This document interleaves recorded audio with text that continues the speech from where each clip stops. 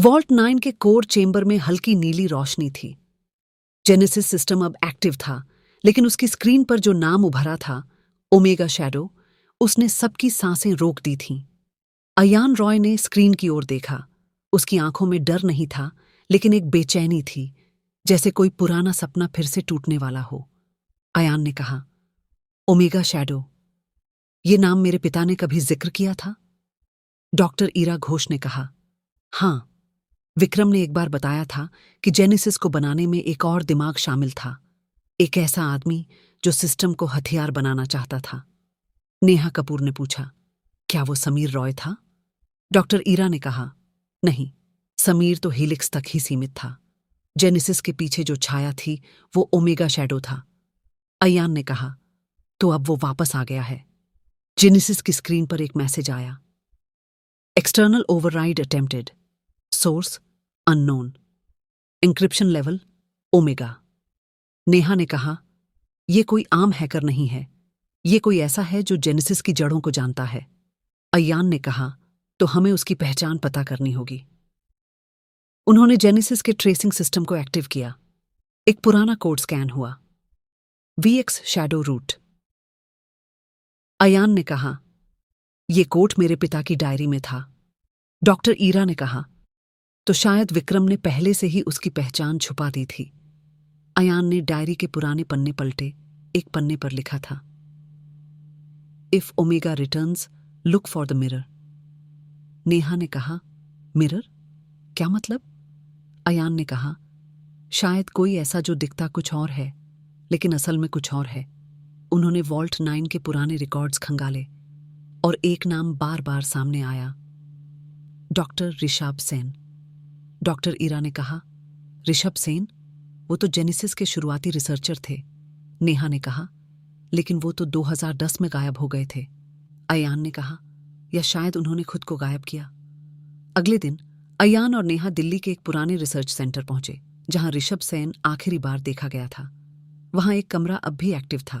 अंदर एक टर्मिनल था और एक फोल्डर, ओमेगा प्रोटोकॉल। अयान ने कहा, यह वही है। उन्होंने फोल्डर खोला। उसमें एक वीडियो था। ऋषभ सेन ने कहा, अगर तुम ये देख रहे हो तो जेनेसिस एक्टिव हो चुका है और मैं वापस आ रहा हूं। नेहा ने कहा, तो वो अब भी जिंदा है? अयान ने कहा, और वो जेनेसिस को हथियार बनाना चाहता है। रात को वॉल्ट 9 में एक और चेतावनी आई, omega shadow has breached layer 3, system integrity at risk. Doctor Ira ने कहा, हमें जेनेसिस को बंद करना होगा। अयान ने कहा, नहीं, हमें उसे सुरक्षित करना होगा। उन्होंने जेनेसिस में एक नया डायरेक्टिव डाला, lock omega access, enable counter protocol.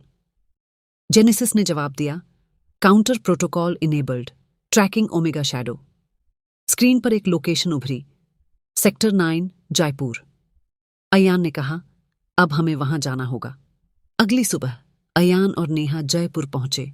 वहां एक पुराना किला था, जिसे अब एक डेटा सेंटर में बदल दिया गया था।